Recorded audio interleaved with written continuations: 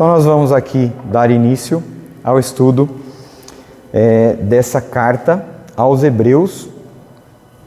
E antes de fazer a leitura, eu queria só dar algumas informações a respeito da carta. Muito provavelmente essa carta foi escrita no ano 65 depois de Cristo. Então já havia se passado ali um tempo em que Cristo havia sido crucificado. Alguns cristãos, eram cristãos do tempo de Jesus e que viram Jesus crucificado, que eram daquele período, mas já tendo passado aí 30 anos, muitos cristãos eram já de uma segunda geração, daqueles primeiros.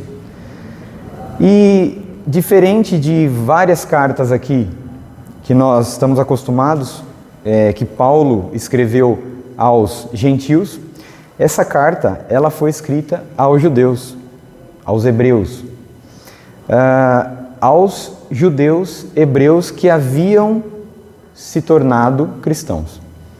Muitos judeus daquela época haviam se convertido ao cristianismo e participavam então da mesma fé que os gentios vieram, muitos judeus ainda praticavam o judaísmo, mas uma grande parte havia se convertido ao cristianismo. E essa carta ela é escrita então aos judeus cristãos daquele período. Detalhe que nós não temos como afirmar ou apontar quem é o escritor da carta, quem escreveu essa carta, porque o autor ele não dá o seu nome aqui, ele não deixa o seu nome assinado. Em nenhum momento ele fala quem é o autor, quem está escrevendo. Nós temos algumas pistas, Muitos acreditam que essa carta ela é de Paulo. Muitos acreditam que essa carta é de Paulo. Ainda que nós temos a informação que Paulo ele era o apóstolo dos gentios. E essa carta foi escrita aos judeus. Bom dia. Então, seria um motivo ou um indício de que não é uma carta de Paulo. Mas nós temos aqui alguns indícios de que essa carta foi escrita por Paulo. Por exemplo, o primeiro ponto: todas as cartas de Paulo, a centralidade da carta, de todas, em que ele dá o seu nome como sendo autor, todas as cartas, o foco, o centro é Cristo. E Hebreus não é diferente. O foco aqui é Cristo. Seja Cristo como aquele enviado de Deus, quem Deus, por meio dele, se revelou, Cristo sendo o sumo sacerdote, Cristo sendo maior do que os anjos, maior do que Moisés, maior do que Abraão, Cristo contendo nele toda a plenitude, Então, a centralidade de Cristo nessa carta é um indício de que a carta foi escrita por Paulo, porque Paulo, em outros trechos, ele diz: olha, dentre vocês não quis saber de outra coisa a não ser Cristo e este crucificado. Para mim, eu vivo para pregar a Cristo, Então, Paulo, em todas as suas cartas, a pessoa de Cristo ele coloca como centro de tudo ali. E Hebreus não é diferente. No final da carta também, de Hebreus, nós podemos ver ali, no capítulo 13, no finalzinho, o seguinte, olha só, havia uma proximidade muito grande do escritor da carta com Timóteo. Então olha só no versículo 23, notifico-vos que o irmão Timóteo foi posto em liberdade, com ele, caso venha logo, vos verei. Então, há uma proximidade do autor com Timóteo, porque ele passa informação ali de Timóteo, uma coisa próxima, que ele estava ali junto com Timóteo e passou essa informação pela carta. E também o versículo 25, quando ele termina a carta dizendo: a graça seja com todos vós. E sempre Paulo termina suas cartas com esse final, né? Graça seja com todos vocês, da parte de Deus, nosso Pai, Jesus, né, nosso Senhor. Então, a forma com que a carta é escrita, tendo Cristo como centro, a proximidade certa aqui do autor com Timóteo, né, que Paulo tinha isso, tanto é que ele escreve 2 cartas a Timóteo, esse final, né? Graça seja com todos vós, da mesma forma que Paulo também coloca em suas outras cartas. Então, existe a possibilidade dessa carta ter sido escrita por Paulo? Sim. Podemos afirmar? Não, porque nós não temos aqui o nome dele. Alguns pensam que isso pode ter sido escrito por essa carta, né? Por Apolo, por Áquila, ou por Lucas, vários são ali, né? Silas, Filipe. Só uma questão. Eu creio que essa carta, ela foi escrita por um apóstolo. E é o que os estudiosos também acreditam, né? Se não foi Paulo, algum apóstolo. Por quê? Essa carta ela foi colocada como sendo palavra de Deus, sem muita dificuldade lá atrás, né? Então, se ela foi colocada, muito provavelmente ela foi escrita por um apóstolo. Aí fica aberto para os irmãos, né? A gente não precisa quebrar a cabeça para saber quem é o autor. Por quê? Toda a escritura ela é inspirada pelo Espírito Santo. Então não importa se foi Paulo quem escreveu. Não importa. Toda a escritura, desde a sua primeira página até a última, toda ela foi inspirada pelo Espírito Santo. Então, independente do homem que escreveu, isso aqui foi inspirado pelo Espírito Santo. Então, nós vamos aqui estudar 4 versículos iniciais da carta, tendo dado já a introdução, né? Então, Hebreus, nós vamos fazer a leitura aqui do capítulo 1, do versículo 1 até o versículo 4. Só lembrando, né, os irmãos que estão acostumados com a forma que eu dou as minhas aulas, nós vamos passar todos os versículos, todos. Nós não vamos pular nenhum, nós vamos passar por todos eles, tá? É por isso que talvez nós vamos demorar aí, pensando que vamos passar talvez 2 aulas por capítulo, tendo 13, nós temos 26, e 6 meses daria 24 semanas, né? 24 estudos, então 6 meses a gente deve terminar. Não vão desanimar, hein? Então, Hebreus capítulo 1, do versículo 1 ao versículo 4. Olha quanta coisa já vai ter aqui. Diz assim: havendo Deus outrora falado muitas vezes e de muitas maneiras aos pais pelos profetas, nesses últimos dias nos falou pelo Filho, a quem constituiu herdeiro de todas as coisas, pelo qual também fez o universo. Ele, que é o resplendor da glória e a expressão exata do seu ser, sustentando todas as coisas pela palavra do poder, do seu poder, depois de ter feito a purificação dos pecados, assentou-se à direita da majestade nas alturas, tendo se tornado tão superior aos anjos, quanto herdou mais excelente nome do que eles. Até aqui. Veja, já de início, o autor da carta, eu nunca vou falar o nome dele, porque não tem, mas o autor da carta, ele já introduz a pessoa de Cristo. desde o início. Veja, os judeus, antes da conversão, eles praticavam o judaísmo, o Antigo Testamento.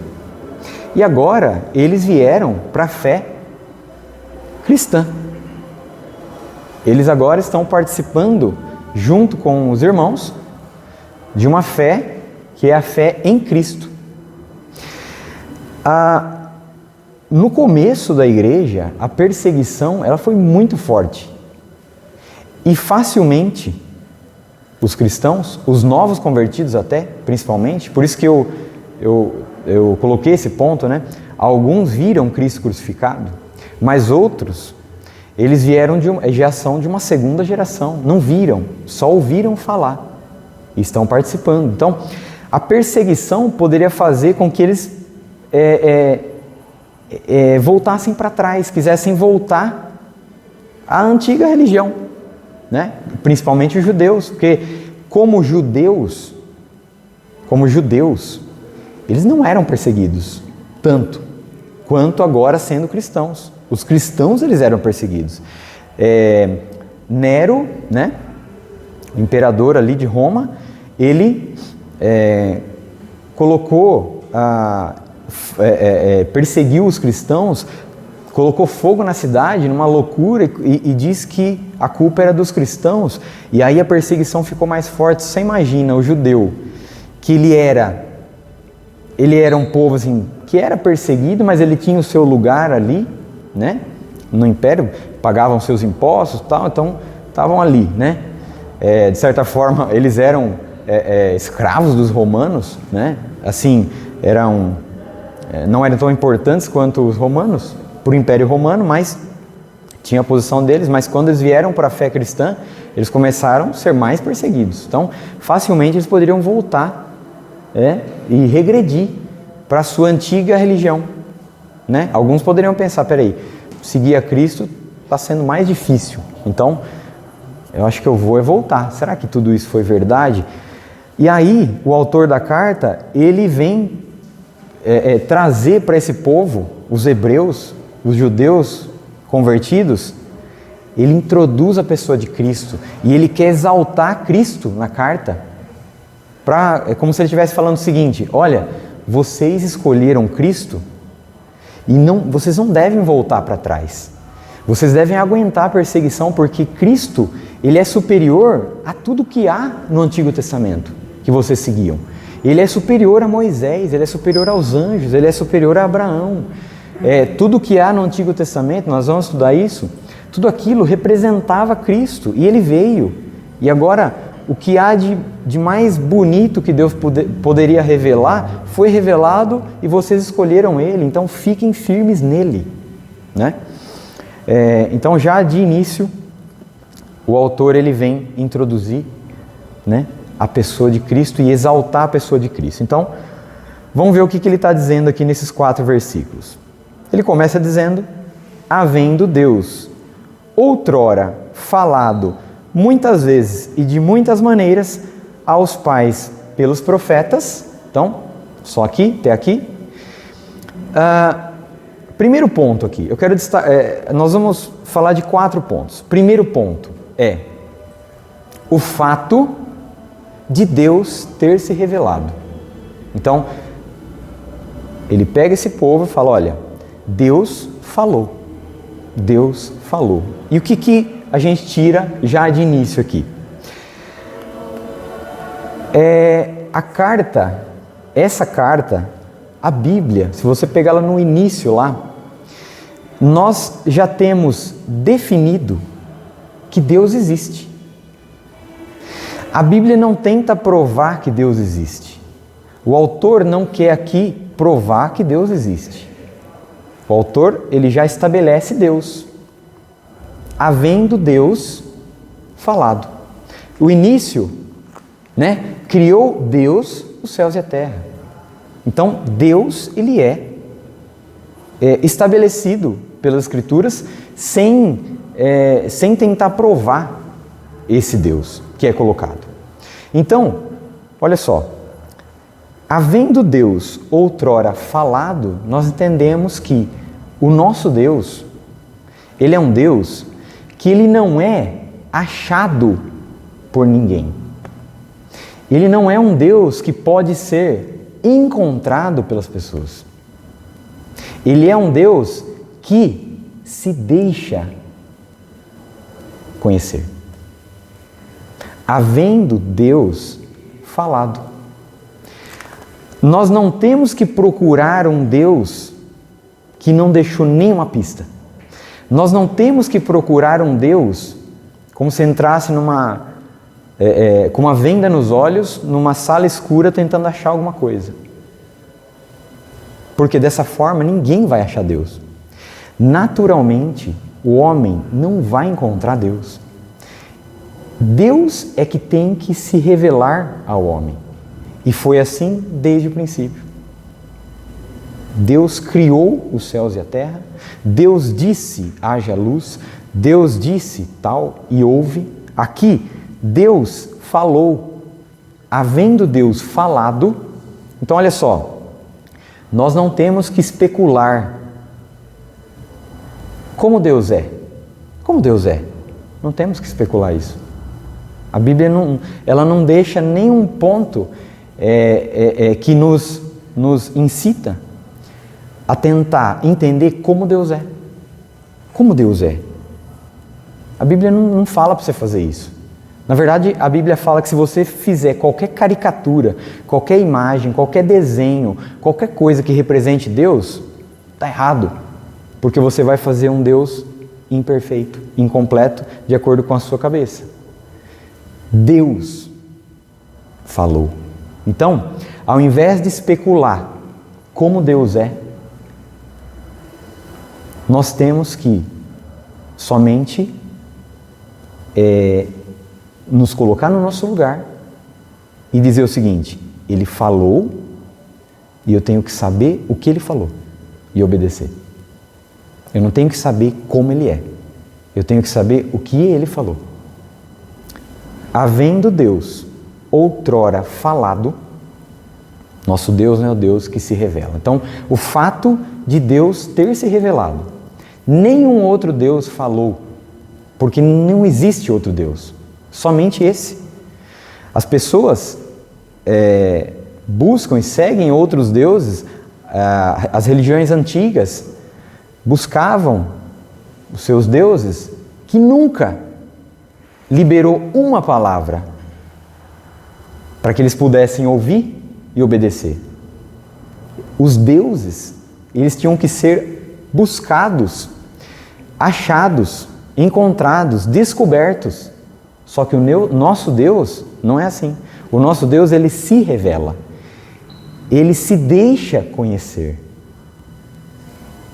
No Cristo não falou? Não foram vocês que me buscaram, que me encontraram. Eu encontrei vocês. Eu fui até vocês. Então, todas as vezes que nós temos informação sobre Deus nas Escrituras, não é porque algum homem descobriu alguma coisa, mas é porque Ele se revelou. Todas as vezes. Ele falou, Ele veio. Então, olha lá. De que forma? Muitas vezes, outrora, o que ele está falando aqui? Antigo Testamento, certo? Antigo Testamento. Outrora, lá atrás, Deus falou muitas vezes e de muitas maneiras aos pais pelos profetas. Então, Deus falou muitas vezes no Antigo Testamento, de muitas maneiras. Como é que Deus falava? Ele, com voz audível, já aconteceu. Por meio de sonhos, já aconteceu. Por meio de visões, já aconteceu. Por meio do próprio Espírito Santo que vinha até o homem e fazia com que ele tivesse a condição da sua cabeça, do seu entendimento, entender aquilo que estava sendo passado e transmitir ao povo, né? Por meio de uma ação do Espírito Santo de Deus. Todas as vezes foi por meio da ação do Espírito Santo de Deus, mas entenda, às vezes algumas vezes foi por voz audível, Outras vezes que até o povo, quando ouviu lá, não aguentou, né? Falou, não, a gente não quer mais isso, vamos morrer todo mundo. Se Deus começar a falar toda hora com a gente, quase ficaram com medo. Então, voz audível. Teve ocasião em que ele escreveu com o próprio dedo. Então, ocasiões em que ele, por meio de sonhos, revelou aos profetas, aos pais. Então, Deus, outrora, veja, ele está falando para os judeus que viviam no Antigo Testamento há pouco tempo e agora estão, né, com a fé em Cristo. Ele está levando em consideração o Antigo Testamento. Ele não está menosprezando. Olha só que interessante. Porque ele poderia falar para os judeus, o Antigo Testamento não serve para nada, não, né? Aquilo tudo você joga fora e agora... Não, Deus falou, era Deus falando lá. Muitas vezes e de muitas maneiras aos pais pelos profetas. O que a gente entende também? Estudando a Escritura, o Antigo Testamento, e pelo que ele diz aqui, muitas vezes e de muitas maneiras, é que Deus não falou tudo de uma vez só. Ele falou várias vezes e de muitas maneiras. Deus não veio uma vez e falou tudo o que ele tinha que falar de uma vez só e pronto, falou, o que eu tinha para falar é isso, eu estou indo, estou lá no céu, né? Vocês agora... O que a gente entende então? Que a Escritura, ela é uma revelação gradativa de Deus. Cada vez Deus falou um pouquinho mais. Cada vez Ele falou um pouco mais. Cada vez Ele se revelou um pouco mais. Assim é na trajetória cristã também, na nossa vida. A partir do momento que você começa a andar com Cristo, você não vai receber tudo de uma vez. É pouco a pouco. Cada vez você sabe mais. Vocês já ouviram mensagens sobre Hebreus. Esse início aqui. Mas hoje vocês estão aprendendo um pouquinho mais. Então, a revelação de Deus, ela é gradativa no tempo. Cada vez um pouco mais. Cada vez um pouco mais. E é Deus falando. Deus não fala tudo de uma vez. Então, Ele estabelece isso, né? O fato de Deus ter se revelado. Ele falou. O fato de o Antigo Testamento, ele fazer sentido, porque era Deus falando. Mas, detalhe, o Antigo Testamento, ele é, como um todo, uma revelação de Deus incompleta. Nós não podemos menosprezar o Antigo Testamento, porque agora nós temos o Novo e Cristo, mas nós não podemos supervalorizar o Antigo Testamento. Por quê? Versículo 2. Nestes últimos dias, ou algumas traduções, no fim destes dias, nos falou pelo Filho. Então, o que ele quer dizer? Lá atrás, Deus falou, muitas vezes de várias maneiras, aos pais pelos profetas. Antigo Testamento. É incompleto. Falta alguma coisa. Por quê? Deus falou em voz audível com alguém, mas não foi a palavra final, porque o Messias não tinha vindo ainda. Deus deu uma revelação para Isaías e ele escreveu, mas estava completo aquilo? Não. O Messias ainda deveria vir. Então, tudo que foi passado lá atrás, foi passado gradativamente, nós vamos somando as coisas, mas os homens do Antigo Testamento, eles tinham muito menos revelação de Deus do que hoje nós podemos ter, com Cristo já aí escancarado para a gente. Então, nesses últimos dias, ou no fim desses dias, nos falou, é Deus falando ainda, nos falou pelo Filho. Olha só, Ele usou homens lá atrás, Ele usou anjos, Ele usou coluna de fogo, ele usou uma nuvem, ele usou uma sarça ardente, ele usou ferramentas, ele usou pessoas. Só que agora ele usa quem? O Filho. Agora nós temos a revelação máxima de Deus. Depois que Deus se revela, ele fala através do Filho ou pelo Filho, não há mais revelação a ser feita. Agora nós temos definitivamente toda a revelação de Deus, porque o Messias veio. Tudo aquilo que o Antigo Testamento falava, representava, aconteceu agora na pessoa de Cristo. E é o que o livro de Hebreus vai falar. Todos os rituais, tudo que simbolizava aquilo, o sacerdócio de Arão, Moisés conduzindo o povo. Cristo era uma representação de Cristo. Quando Cristo vem, Deus desvenda todo o mistério que havia. Deus revela tudo que pode ser revelado.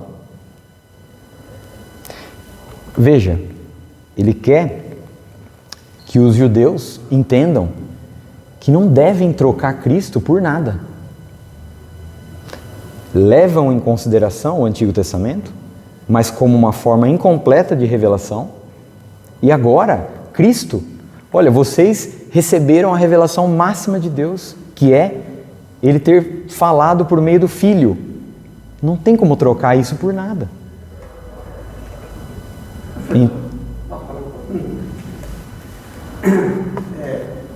Aqui como o senhor está lendo aí, dizendo, havendo Deus antigamente falado muitas vezes, a muitas maneiras, aos pais. Dá para entender que o autor deste livro aqui não poderia ser um profeta? Não. Por quê? Porque ele está tendo esse testemunho, ele está testificando, certamente viram esses acontecimentos que Deus falava aos profetas para todos aqueles povos. E talvez poderia ser que ele viveu esse tempo. Por que não foi ele que escreveu o livro de Hebreus? Não sei. Porque como não tem o autor do livro, e pelo início aqui dessa carta, poderia ter até um profeta ter escrito assim.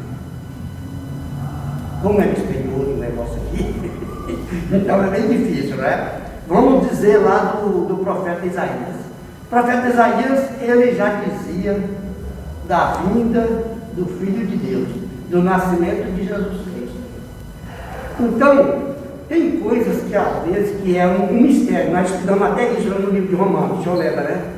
O senhor foi lido lá, uma das lições, o mistério de Deus, que às vezes a gente nem entende, não pode entender. Só na eternidade eu não ouvi isso aí também, né? Na eternidade, não saber. Mas pelo relato aqui, da iniciativa deste livro, por que não poderia ser até um profeta aí escrito? Não sei se estou falando alguma coisa assim, bem diferente, mas há realmente um problema em ser um profeta ali. Por quê? Veja, os profetas, eles viveram no seu tempo e eles tinham, eles não tinham o Antigo Testamento todo já na frente deles. Então, por exemplo, Isaías, ele tinha o antigo livro, mas ele não tinha o que os outros profetas depois dele, o que eles falaram. Então, aqui é alguém que consegue ver todo o Antigo Testamento e olhar e entender que Deus falou várias vezes por meio de vários profetas. Não necessariamente ele tinha que estar lá no meio. E se é algum profeta muito antigo que estava lá no meio, primeiro que ele não conheceria Cristo, né? E aqui já era ano 65 depois de Cristo. Então a idade, o último profeta foi Malaquias. Depois houve um tempo de silêncio de Deus. Só depois Cristo nasceu. Então os profetas, eles acabaram. Não tinha mais essa função de profeta. Então, por esses motivos, eu creio que é impossível ter sido um profeta. Pelo tempo de silêncio de Deus, depois do último profeta. E agora é alguém que consegue, e é alguém que entende o Antigo Testamento. É alguém que entende, porque é alguém que está dizendo, é alguém que entende que Deus falou gradativamente por meio de vários profetas lá atrás. Então é alguém que consegue enxergar todo o Antigo Testamento. Então ele tem esse Antigo Testamento todo já compilado na frente dele. Os profetas mais antigos lá, eles não tinham isso. Eles escreviam o seu livro, o outro escrevia o seu livro, o outro escrevia o seu livro, e depois foram encontrando esses livros e juntando. Então hoje nós podemos pegar o Antigo Testamento e ler todo. Mas os profetas lá atrás não. E aqui é alguém que consegue ver todo esse tempo e ainda o tempo depois, que quem escreveu isso aqui, ele estava vivo no ano 65, provavelmente. Provavelmente não. Essa carta foi escrita ali, pode ter sido achada depois, não sei, né? Mas era para aquele período. Então é alguém que já tinha uma idade ali, mas que não tinha passado para trás desse início do Novo Testamento. Então, por esses motivos, acho impossível ter sido um profeta, até porque a função de profeta terminou quando Cristo foi revelado, né? Nenhuma profecia mais ela pode ser revelada, né? Deus não vai revelar nada mais do que está aqui, né? Sendo que a revelação máxima é o próprio Cristo, né? Então, por isso que eu entendo que é algum apóstolo e alguém que entende o Antigo Testamento, né? Mas, vamos lá. Então, nesses últimos dias, ou no fim desses dias, nos falou pelo Filho. Então aqui, o que eu levanto? O outro ponto, que a supremacia ou a maior importância da revelação de Deus por meio do Filho, superior à revelação feita por meio dos homens lá atrás no Antigo Testamento. Então, o primeiro ponto, né? Os 4 pontos que a gente vai ver. O primeiro ponto, que a gente já viu, é o fato de Deus ter se revelado. Segundo ponto, é o fato do Antigo Testamento ele ter sido uma revelação de Deus importante, porque Deus gradativamente foi se revelando ali de várias maneiras e de muitas formas, através de várias pessoas. O terceiro ponto é a supremacia da revelação de Deus agora por meio do seu Filho. Porque olha só, Cristo, quem é Cristo? É o Filho de Deus. Cristo é o próprio Deus. Deus não vai usar agora um homem para falar. Deus não vai usar agora uma coluna de fogo. Deus não vai usar uma nuvem. Deus não vai usar uma sarça ardente. Deus não vai vir através de um sonho. Deus não vai revelar uma visão para alguém. Deus vai descer na terra e falar.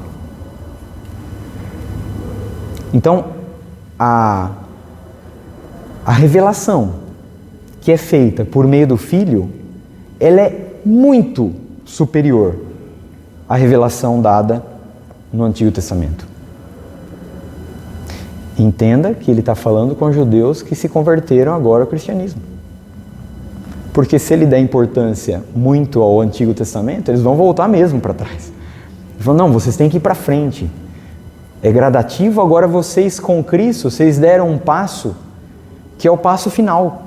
Não tem mais nada para ser revelado. Deus se revelou por meio do Filho. Não foi nem por meio de um anjo. Foi por meio de do Filho, do seu único Filho. O Filho que é gerado e não criado. Jesus não foi criado, mas foi gerado por Deus. Ele é a palavra de Deus. Ele sempre existiu.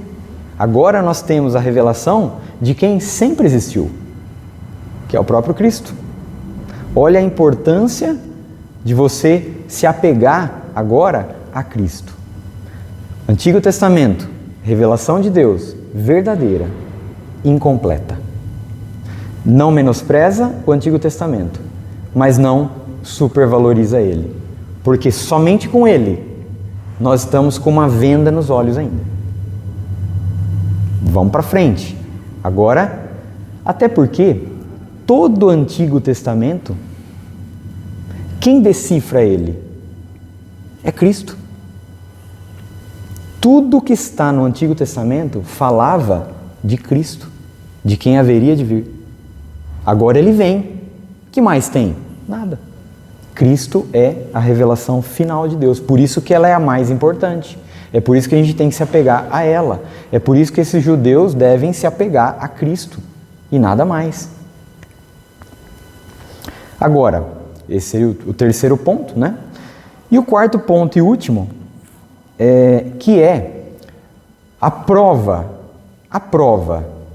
de que Jesus, ele é a revelação máxima e mais superior que se possa imaginar ou se possa ter da parte de Deus. Olha lá.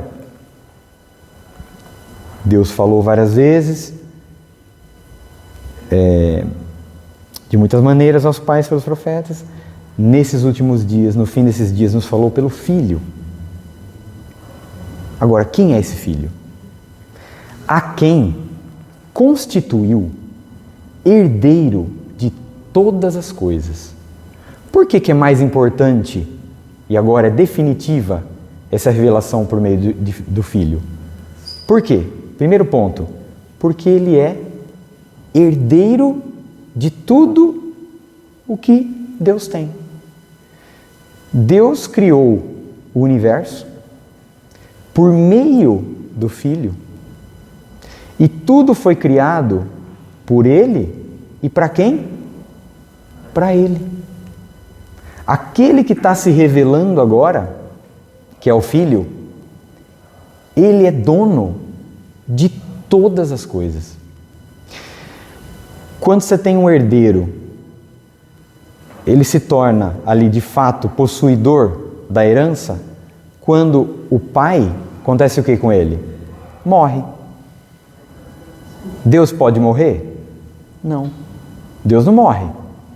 Então Deus, Ele não pode morrer. Ele estabelece já desde o princípio que todas as coisas são do Filho. Ele entrega tudo nas mãos do Filho. Lá em João 3,35, o que fala? Não precisa nem abrir se não quiser, vou só ler aqui, ó. João 3,35. O Pai, Jesus está falando, o Pai ama o Filho e todas as coisas tem confiado às suas mãos. O que é todas as coisas? Todas as coisas. Lá em Colossenses, no capítulo 1, o que fala? Quer ver? Colossenses capítulo 1, versículo 16. Pois nele, em Cristo, foram criadas todas as coisas, nos céus, sobre a terra, as visíveis, as invisíveis. Os anjos são de Jesus, todos. Sejam tronos, sejam soberanias, quer principados, quer potestades, tudo foi criado por meio dele e para ele. Ele é antes de todas as coisas. Ele é o princípio, o primogênito de entre os mortos, para em todas as coisas ter a primazia. Esse é o Jesus que foi revelado a nós. E ele revela quem? Revela Deus. Então, qual a importância, a prova de que é o mais importante? a mais importante revelação? Porque Ele é herdeiro de todas as coisas. Ele não só é herdeiro de todas as coisas, mas, olha só, pelo qual também fez o universo. Jesus é Criador. Nós não lemos lá, Colossenses? Pois nele foram criadas todas as coisas. João capítulo 1 fala que todas as coisas foram feitas por meio dele, e sem ele, nada do que foi feito se fez. Jesus é Criador. Ele é a palavra de Deus que cria. Quando Deus libera a sua palavra, haja luz. É Cristo que cria, porque Cristo é a palavra dele, por meio do poder do Espírito Santo. Olha a Trindade. Deus fala, haja luz. A palavra dele é o próprio Cristo, Filho, que se encarnou depois. Mas é aquela palavra que cria, por meio do poder do Espírito Santo. Cristo, Ele é o Criador. Ele é o herdeiro de todas as coisas. Mas não só herdeiro. Ele é criador da sua própria herança. Terceiro, primeiro ponto, herdeiro. Segundo ponto, criador. Aqui são 7 coisas. A prova de que Cristo é a revelação máxima de Deus e a prova de que nós devemos nos apegarmos a isso. Terceiro, Ele é o resplendor da glória e a expressão exata do seu ser. Sabe o que significa isso? Tudo que Deus é está em Cristo. Ele é o resplendor da glória de Deus. Sabe o que é resplendor? É aquilo que brilha. Sabe como é que a glória de Deus brilha e nós podemos ver? Vendo Jesus. É por isso que Jesus, Ele é desde o princípio, sempre existiu. Porque Deus sempre foi um ser de glória. E como o Filho é o resplendor da sua glória, se o Filho não existisse há um tempo, no início, naquele tempo Deus não resplandeceria a sua glória. Mas como Ele é o resplendor da glória de Deus, Ele é. E não Ele passou a ser, Ele é o resplendor da glória de Deus. Desde o princípio, desde a eternidade passada. Sempre Ele foi o resplendor da glória de Deus. Então, nós entendemos que Deus irradia a sua glória por meio de Jesus. Ele é a expressão exata do seu ser. Lá em Colossenses, capítulo 1, versículo 15, diz: Este, o Filho, é a imagem do Deus invisível. O Deus que é invisível e você não pode ver, agora você pode. Só que você vê o Filho. Ainda lá em Colossenses capítulo 1, ele diz: Nele habita corporalmente toda a plenitude da divindade. No versículo 9, no capítulo 2, versículo 9. Em Cristo habita toda a plenitude da divindade. Não falta nada de Deus em Cristo. Está tudo manifesto ali. Está tudo revelado ali. Se toda a plenitude de Deus habita corporalmente em Cristo, e Ele e nós temos agora ouvido dele, e Deus tem falado por meio dele, o que mais você quer? O que mais os cristãos querem buscar de revelação? Não tem. Porque a plenitude habita nele. E plenitude é quando você totalmente... você enche um copo até a tampa e não cabe mais nada. Aquilo, está pleno o copo de água. Não cabe mais nada. Não falta nada do que Deus é na pessoa de Cristo. Então Ele é o revelador de Deus. Ele é, primeiro lá, aquele que recebeu a herança. Ele é o Criador, Ele é o herdeiro, Ele é o Criador, E Ele é aquele que revela Deus. Ninguém mais revela Deus mais do que Ele, porque toda a plenitude da divindade habita em Cristo. Já estamos terminando. Ele não só é herdeiro, é criador e é revelador, mas quarto, são 7, tá? 7. Quarto, sustentando todas as coisas pela palavra do seu poder. Cristo, Ele é o herdeiro. Cristo, Ele é o Criador. Cristo, Ele é o revelador de Deus. E Cristo é o sustentador do universo. O universo não foi criado e foi dado uma partida inicial e está rodando aí. Cristo sustenta o universo todos os dias.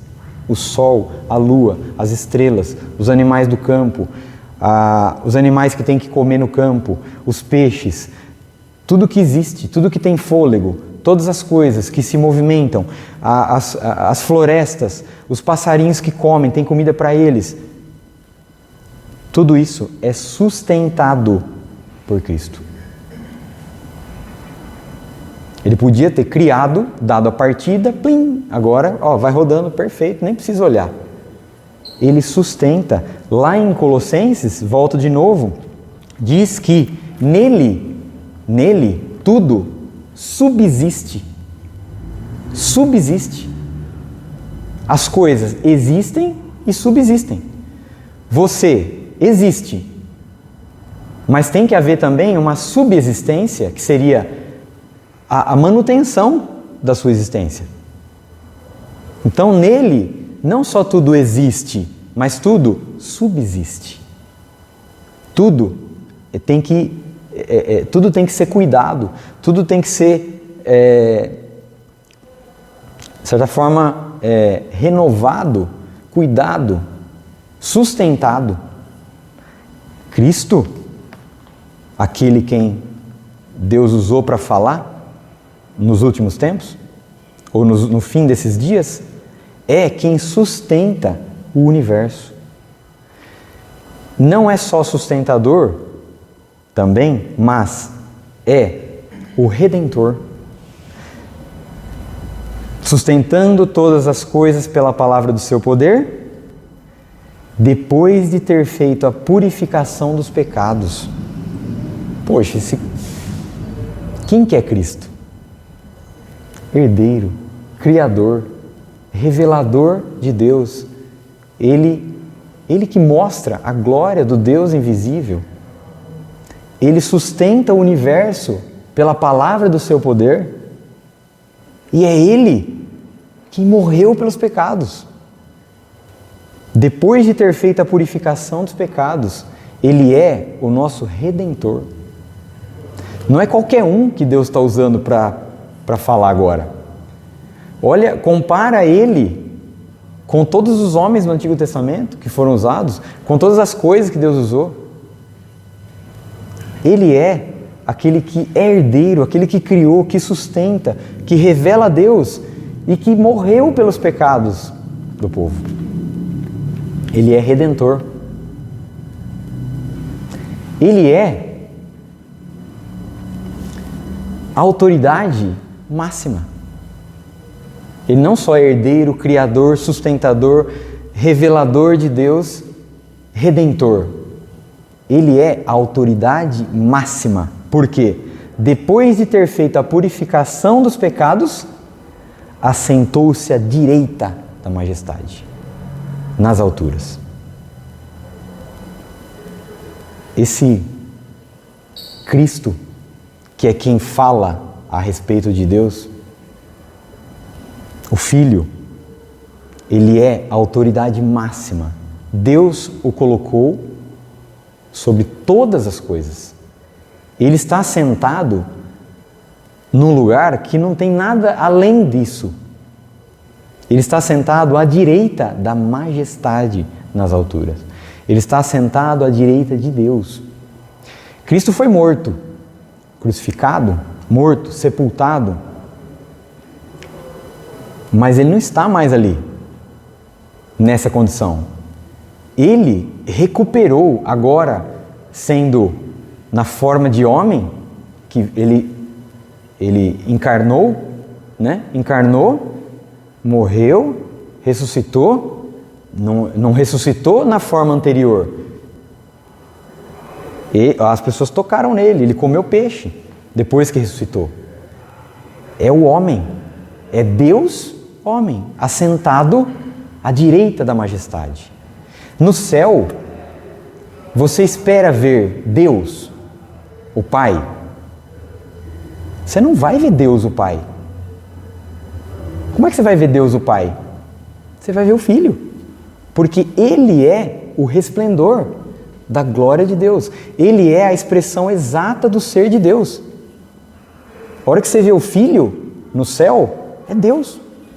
Você não vai ver o Pai e o Filho e o... Não é isso. A Trindade é um só. Você vai ver aquele que está assentado no trono, que é o Filho, que é o Deus que encarnou, e você vai poder dar um abração nele. Acredito, né? Ele está como autoridade máxima. E aí, versículo 4. Tendo se tornado tão superior aos anjos, quanto herdou mais excelente nome do que eles. Não só é autoridade máxima de governo, mas o nome dele é o nome que está acima de qualquer outro nome. Tendo se tornado tão superior aos anjos, não é um pouquinho. Jesus não é um pouquinho só mais do que os anjos. Até porque ele é o próprio Deus. Ele herdou mais excelente nome do que eles, do que qualquer anjo. Nenhum nome há que foi dado aos homens que importa mais do que o nome de Jesus, do Filho. A prova de que ele é a revelação máxima de Deus e de que não tem nada depois dele a ser revelado. São 7 coisas aqui, né? Ele é herdeiro, ele é criador, ele é revelador, ele é sustentador do universo, ele é redentor, ele é autoridade máxima e ele tem um nome que está acima de qualquer outro nome. Entende como nesse comecinho da carta, eu ia falar Paulo, o autor da carta, ele quer estabelecer já Cristo no meio deles. Fala, olha, a revelação que vocês tiveram agora, que foi por meio de Cristo, ela é muito superior a tudo que vocês tinham antes. Ela é muito superior a tudo que vocês aprenderam lá atrás. É muito superior a todos os rituais que vocês faziam, praticavam. Não tem nada além disso. Então vocês têm que se apegar a isso. E seguir essa jornada de perseguição, né? De não ter vergonha do Evangelho, né? Alguns judeus às vezes iam para a fé cristã, né? Se convertiam, mas tinham vergonha dos outros judeus. Às vezes até se comportavam diferente quando tinha judeu. Era vergonha, né? O autor quer falar, não, aquilo que vocês ganharam, que é Jesus, ele vale mais. Vocês podem jogar tudo fora, o resto, e ficar com Jesus. E aí a gente encerramos, né, essa primeira parte. E se Deus permitir, no próximo a gente vai dar sequência aqui, no capítulo 1, a partir do versículo 5.